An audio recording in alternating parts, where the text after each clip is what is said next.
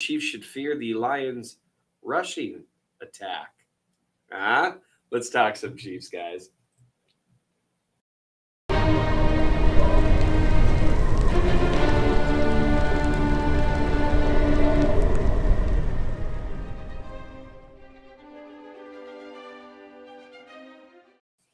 Welcome to the Chief of the North on RGR Football. I'm Seth Kaiser, the Chief of the North. It is, as always, wonderful to talk to each and every one of you today. We are here on a different day. It's Tuesday. It's not Thursday. Don't get discombobulated. Don't start making your weekend plans. It is indeed Tuesday. This is our new day for the Chief of the North on RGR Football. A little bit of a change with the season coming in. Wanted to come at you guys a little bit earlier in the week to talk about games. Of course, there wasn't a game on Sunday, but there is a game coming up in just 2 days. There's a lot to talk about, not a lot of time to do it. And so I just want to remind everyone, every Tuesday we'll be here, Chief of the North, RGR Football, answering questions that you guys have. I always treat the mailbag as one of my primary jobs doing this. So any questions that you end up having, put them in the comment section below. Again, not the off to the side, or is it this side? Either way, don't put them there because that just takes a little too much to roll through. Put any questions in the comment section below, put some question marks before them, and I will do my best to always get to them the following week.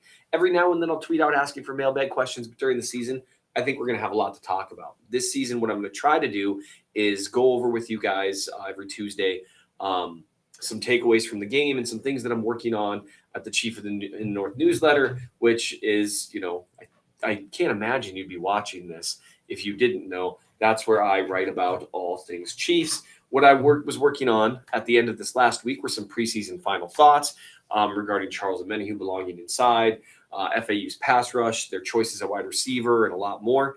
You can go check that out, the Chief of the North newsletter. The biggest thing that we could talk about Charles Omenihu, but that would just bum us all out. So go read that, talking about it. One of the things that I'm genuinely curious about is FAU's skill set as a pass rusher, and that's something you can read about more. And I've talked about this previously. He's a guy that strings together pass rush moves a little bit better than you'd expect from a guy his age, and it's a reason that I'm curious. I'm interested. Do I think he's going to come out and be a dominant pass rusher? No. But I do think there were some flashes in preseason that make me think he might be able to take on a little bit of a role early.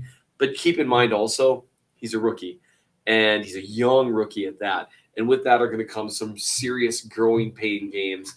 And here's just hoping that does not include, week one. I guess we'll see what happens. Another thing that I wrote about in that particular article is that the wide receiver plan is still a little fluid. And here's what I mean by that. It wouldn't shock me if Richie James played 50 snaps on Thursday. It also wouldn't shock me if he played 10. I have no idea what the plan is. We know that they like Kadarius Toney, and if he is fully healthy right now, I don't know. I would assume he plays a ton of snaps. I know MVS will play a bunch of snaps. I'm thinking Sky Moore will play a bunch of snaps, and outside of that, I have no idea. Again, Kadarius Toney wouldn't surprise me if he took 20, wouldn't surprise me if he took 60. I have no idea. And then obviously you've got Rashee Rice and Justin Ross and Justin Ross and Justin Watson. You've got the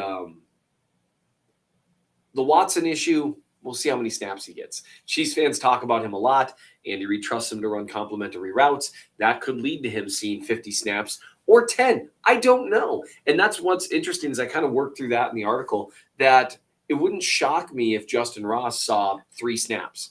Wouldn't shock me if he saw 20. Rashee Rice, same thing.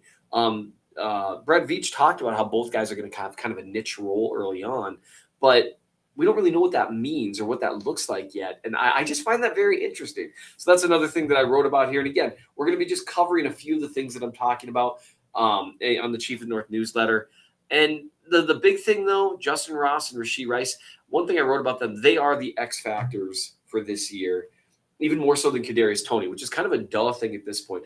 But let me just tell you, a guy who can win one-on-one, especially in the red zone, high point a ball, and just bring it down, that's not something they've had a ton of. The best guy they've had for that has been Travis Kelce or Jody Fortson. But at wide receiver, being able to split him out wide, that changes the math for defenses in the red zone, and potentially, depending on what he can do before the red zone, that potentially changes the math on the 50-yard line. It changes the math everywhere when you've got a guy who can win one-on-one. Rashee Rice, it's a similar thing, but in a very different category. His ability after the catch, to me, it's the possibility of a floor raiser for the offense, allowing them to be a little more consistent. If you've got a guy that can consistently break tackles, create yards after catch on tough drives. And so, what I wrote about there a little bit, you can go check it out on the Chief of the North newsletter, is that with Rice, the ability to create yardage is something that's really important to the Chiefs offense. Tyreek Hill was the primary guy for years along with Travis Kelce, but Mecole Hardman was a terrific yardage creator. It's one of the major values that he brought, and they need to replace that. Now, Kadarius Toney is the obvious candidate. He creates yards maybe better than all but a handful of players in the league. Health is going to be a factor there, as well as do they want him in more of a traditional wide receiver role as well? We don't know. We don't know what the plan is, but a guy like Rashee Rice being able to maybe get over some of those drops, yips, and contribute in a manner of creating yardage, it can help the offense sustain tough drives against good defenses, because you're going to have those weeks. You're going to have those weeks where a defense has a really good game plan. They're getting after Mahomes really well, and you need guys that can turn a 4-yard gain into a 12-yard gain, or a 12-yard gain into a 30-yard gain. That's that yardage creation aspect that Mahomes is great at creating yardage. But if you get other guys that can create yardage and replace some of what they lost from last year, now you're cooking with gas a little bit, and it allows you to be more consistent. That's what I mean by having a higher floor, is that you can be a more consistent offense. Justin Ross, in my opinion, is more of a higher ceiling for the offense in this idea of threatening defenses one-on-one in the red zone and maybe even down the field. That can raise the ceiling for the offense and their ability to not just consistently put up points, but put up points in bunches. So it's kind of interesting how both of them are X factors, but because of their different skill sets, it's in different ways. Another thing I'm looking at, one of the final things, and again, you can go check it out in full Chief of the North newsletter, but this is what we're going to be doing, just talking about things that fascinate me. The other thing, I have no idea what they're going to do with their linebackers. We know they love Nick Bolton. We know that they say they love Willie Gay Jr., but their snap counts sometimes indicate otherwise. We know Leah Chanel has not played a huge role, but they like him, but he's more of a downhill or on the line of scrimmage player. And we also know Spags, so far at least, loves Drew Tranquill. What does all that mean? I don't know. But it's at least interesting to think about in terms of, especially with Chris Jones out, are we going to see more like 3-3-5 looks? Are we going to see them lean into just having Tranquill and Bolton on the field, because they've shown in the past that they'll have Bolton on the field when they won't have Willie Gay Jr., even if it's a down that I think Willie Gay Jr.'s skill set better fits? I have no idea, and I don't think opposing offensive coordinators know either. So that's something that I'm actually writing about. I'm in the process of writing about right now. Giant elephant in the room, week one. It's not even really an elephant because everyone's talking about it. It is, what are the Chiefs going to do week one? Chris Jones isn't going to be in there. I'm not going to go over all the contract drama that came out this weekend. Mike Florio of Pro Football Talk released a very clear agent-directed piece talking about what Chris Jones wants. And then other people who cover the NFL salary cap really well kind of talked about how that would go contrary to what the Chiefs generally do with contracts in terms of new money versus old money. And there's a lot there. You can check my Twitter timeline if you want to take a look at it. But the long and short of it is, from what I can tell, the Chiefs are basically about $10-11 million apart over the course of 3 years, give or take. It appears they're at an impasse. I've given my opinion pretty strongly on here and elsewhere in terms of what I think makes sense fiscally for the player. I don't think it makes sense for him to miss anything after week one. This to me is kind of like a last ditch, see if we can force our hand into it. After that, you're just costing yourself money at a certain point. So that's my position on that. And I think there's good reasons for that when you look at the nature of the franchise tag and forfeited money and fines and game checks. Eventually, if you want this extra $11 million, but if that money you're missing elsewhere starts to outstretch this, then basically what you're doing is you're fighting a battle for no reason. to where even if you ultimately get that deal that you want, you still ultimately made less money. So that's what I mean by not making sense as a purely fiscal decision. But we'll see what happens. But in the meantime, we know the Chiefs will be without Chris Jones. Even if he were to report today, Tuesday, Andy Reid's not going to very likely play a guy that hasn't been in training camp and has not practiced for install this week. So what I'm writing about right now, it's not quite ready for you to look at, is how the Chiefs can and should adjust against a very good Detroit Lions offense. And before you laugh at that, they were fifth in the league in net yards per passing attempt last season. They force a ton of broken coverages. They're really well coached. And Goff, when he's got good protection and they've got a terrific offensive line, he can throw the ball all over the yard. He's kind of like a different version of Kirk Cousins in that respect. If you keep him clean, he can throw the ball. Also, with the threat of play action, he does really well with that. They run the ball well. They've got a really varied run game.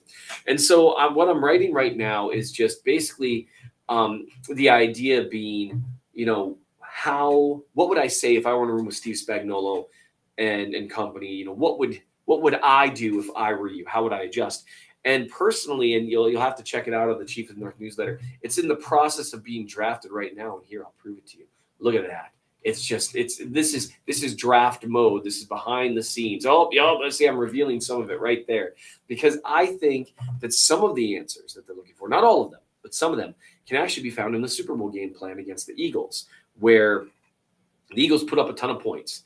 And so people tend to not talk about Spags' game plan there because, well, it must not have worked because they put up a ton of points. But the reason they put up a ton of points was more player execution specific stuff. Jalen Hurts made about 8 to 10 nails throws on tough third down situations. Dallas Goedert made some great third down catches.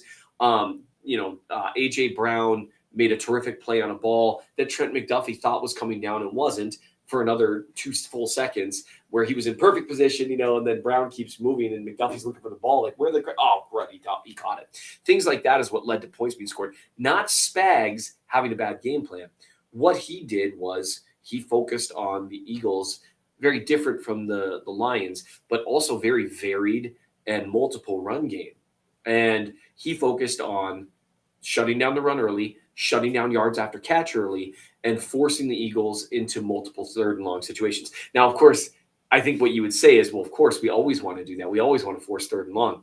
But are you willing to, play both defensive tackles heavier to sell out against the run?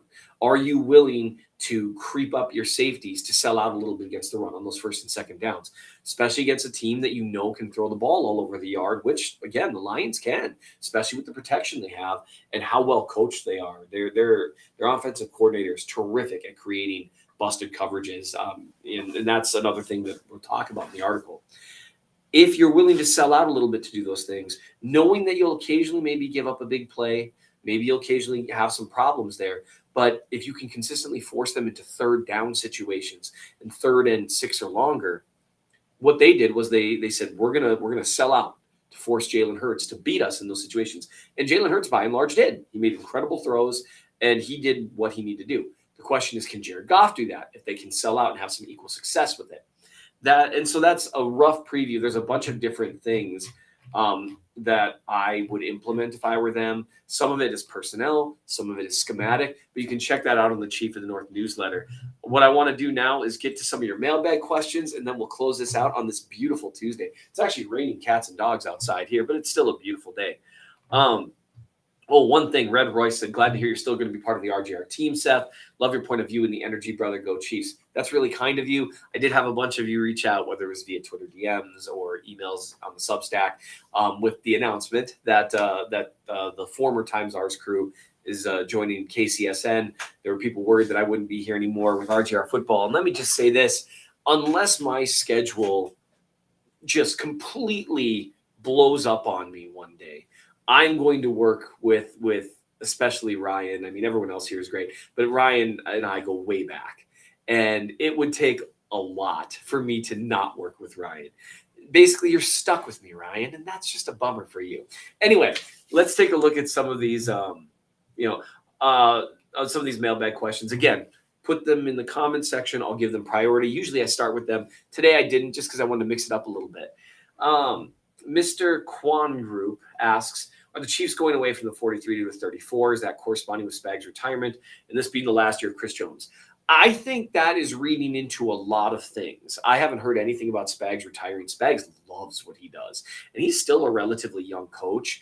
There weren't really any whispers about him getting talked about as a head coach candidate last year. I think he's going to be around for a while.